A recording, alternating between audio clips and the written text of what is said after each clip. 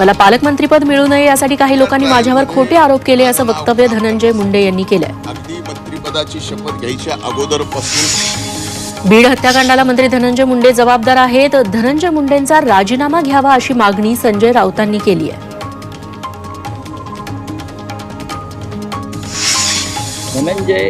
बीड आणि परभणी प्रकरणावर मुख्यमंत्री देवेंद्र फडणवीस यांचा राजीनामा घ्यावा अशी मागणी काँग्रेस नेत्या यशोमती ठाकूर यांनी केली आहे. कल्याणमधील घटना संतापजनक असून माणुसकीला काळीमा फासणारी आहे अशी प्रतिक्रिया भाजप नेत्या चित्रा वाघ यांनी दिली. तर अल्पवयीन मुलीवर अत्याचार करून तिची हत्या करणाऱ्या नराधमाला फाशीची शिक्षा झालीच पाहिजे असंही वाघ म्हणाल्या. उपमुख्यमंत्री एकनाथ शिंदे यांनी दिल्ली दौऱ्यामध्ये पंतप्रधान नरेंद्र मोदींची भेट घेतली. यावेळी त्यांच्यासोबत त्यांचे पुत्र आणि खासदार श्रीकांत शिंदे देखील होते. त्यानंतर एकनाथ शिंदे यांनी भाजपचे राष्ट्रीय अध्यक्ष जे.पी. नड्डा यांचीही भेट घेतली. भाजपचे ज्येष्ठ नेते गणेश नाईक यांनी वनमंत्री पदाचा पदभार स्वीकारलाय. गेल्या सरकारमध्ये सुधीर मुनगंटीवारांनी वनमंत्री पदाची जबाबदारी सांभाळलेली होती. यावेळी नाईकांना ही जबाबदारी देण्यात आली आहे. राज्याचे आरोग्यमंत्री प्रकाश आंबेडकर ऍक्शन मोडवर आले. कोल्हापूरच्या कसबा बावडातील सेवा रुग्णालयात 10 नंतर रुग्णांना उपचार मिळत नसल्याची माहिती आंबेडकरांना मिळाली. त्यामुळे आंबेडकरांनी या रुग्णालयाला भेट दिल्यानं त्यावेळी डॉक्टरांची तारांबळ उडाली. परभणीतील जिंतूरमध्ये मेघना बोर्डीकरांचा राज्यमंत्रीपद मिळाल्यानंतर भव्य नागरी सत्कार करण्यात आला. तसंच बोर्डीकरांना 21 तोफांची सलामी देत जेसीबीतून त्यांच्यावर पुष्पवृष्टी झाली. सर्वसामान्य नागरिक हाच केंद्रबिंदू ठेवून विकास करण्यासाठी कटिबद्ध राहू असं विधान बोर्डीकरांनी केलं. पालकमंत्री पदाबाबत मुख्यमंत्री निर्णय घेतील अशी प्रतिक्रिया मंत्री संजय शिरसाट यांनी दिली. तसंच हा अनेक जिल्ह्यांचा प्रश्न आहे, त्यामुळे याबाबत लवकरच निर्णय होईल अशी माहितीही त्यांनी दिली.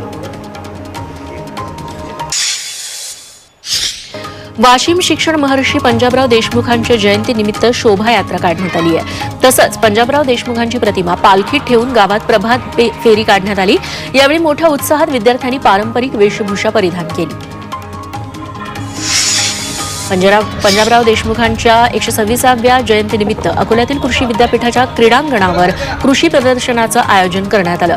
27 ते 29 डिसेंबर या कालावधीत राज्यस्तरीय कृषी प्रदर्शनी, कृषी महोत्सव आणि चर्चा सत्राचं आयोजन करण्यात आलंय. मराठवाड्यातल्या 8 पैकी 6 जिल्ह्यांमधला जिल्हा परिषद शाळांच्या 29% विद्यार्थ्यांना मराठी वाचता येत नाही अशी धक्कादायक बाब समोर आली आहे. विभागीय आयुक्त प्रशासनानं पाहणी केली. यात या विद्यार्थ्यांना मराठी वाचता येत नसल्याचं समोर आलंय. त्यात इंग्रजी, गणित विषयांमध्येही विद्यार्थी कच्चे आहेत असं या निष्कर्षात आढळून आलंय. अभ्यासक्रमाच्या प्रवेशासाठी होणारी गेट परीक्षा 1 ते 16 फेब्रुवारी दरम्यान घेण्यात येणार आहे. IIT कडून परीक्षेचं वेळापत्रक जाहीर झालंय. गेट परीक्षेत उत्तीर्ण उमेदवारांना शिक्षणासाठी आर्थिक मदतही करण्यात येते.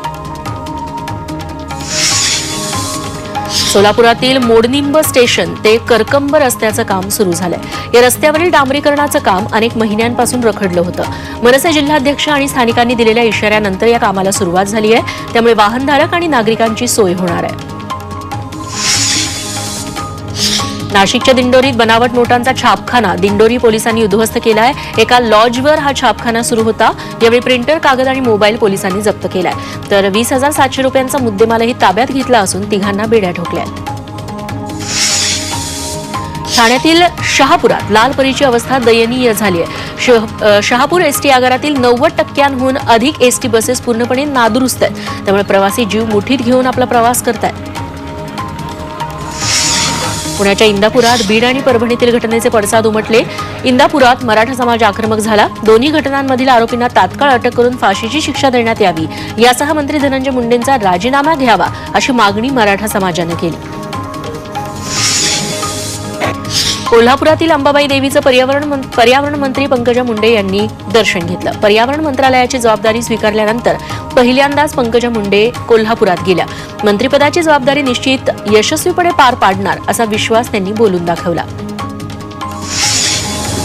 भारतीय क्रिकेट संघाचा माजी गोलंदाज झहीर खान यांनी आज त्याच्या पत्नीसह साईबाबांचं दर्शन घेतलं. यावेळी साईबाबा संस्थानने दोघांचा सत्कारही केला. तर सगळ्यांचं चांगलं व्हावं हीच प्रार्थना मी साईचरणी केली अशी प्रतिक्रिया झहीर खाननं दिली. नाशिकमधील सप्तशृंगी गडावरील घाट रस्ता भाविकांना दर्शनासाठी पुढील काही दिवस 24 तास सुरू राहणार आहे. 5 जानेवारीपर्यंत हा घाट रस्ता 24 तास सुरू असेल. नववर्ष आणि नाताळ सणाच्या सुट्ट्यांमुळे प्रशासनानं हा निर्णय घेतलाय. मालवण किनारपट्टीवरील किल्ले राजकोट इथं छत्रपती शिवाजी महाराजांच्या भव्य दिव्य पुतळा नव्यानं उभारण्यात येणार आहे. या कामाच्या फाउंडेशनची खोदकाम सुरू करण्यात आलेलं आहे. दरम्यान खोदकामाच्या कामात कठीण खडक सापडल्यामुळे कामाचा वेग मंदावत असल्याचं सांगण्यात आलंय.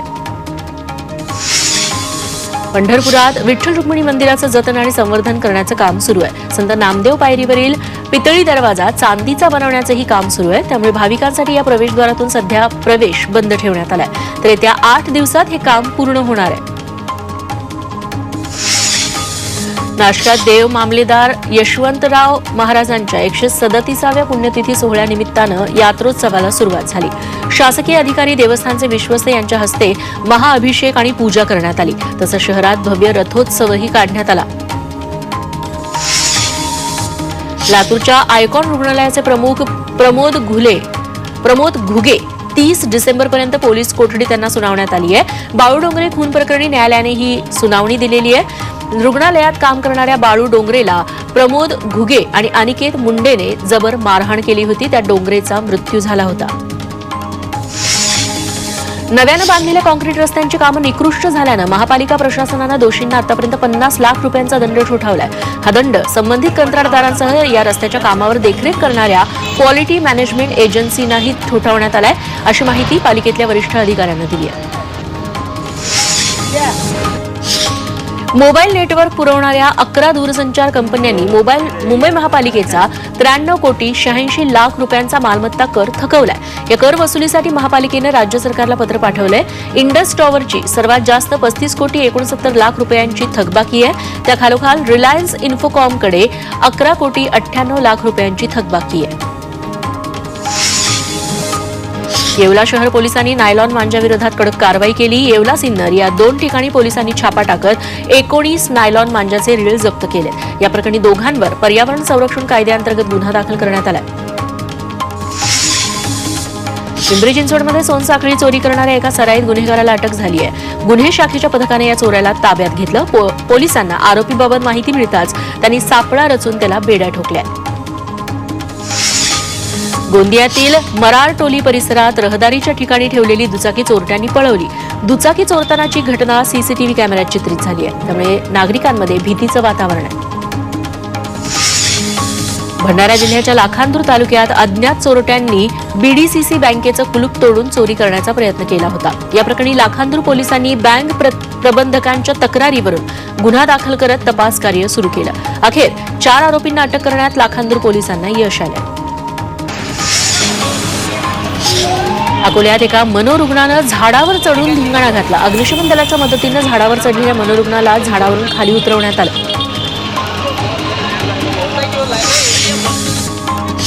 करीना थापाला राष्ट्रपती द्रौपदी मुर्मू यांच्या हस्ते प्रधानमंत्री राष्ट्रीय बाल पुरस्कार प्रदान करण्यात आलाय. करीना थापा हिनं आपले प्राण पणाला लावून आग लागलेल्या अपार्टमेंटमधील 70 कुटुंबांचं रक्षण केलं होतं.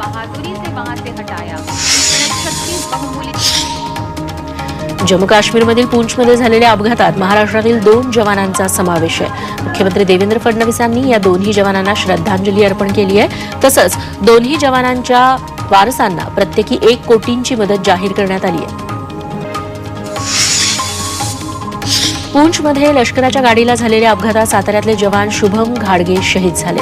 11 मराठा रेजिमेंटमध्ये त्यांची नियुक्ती झाली होती. शुभम यांच्या निधनाची बातमी कळताच त्यांच्या कामेरा गावावर शोककळा पसरली आहे. त्यांच्या पार्थिवावर लष्करी इतमामात आज अंत्यसंस्कार केले जातील. नवी मुंबईत स्वस्तात अमेरिकन डॉलर घेण्याचा मोह एका टेम्पो चालकाला चांगलाच महागात पडला.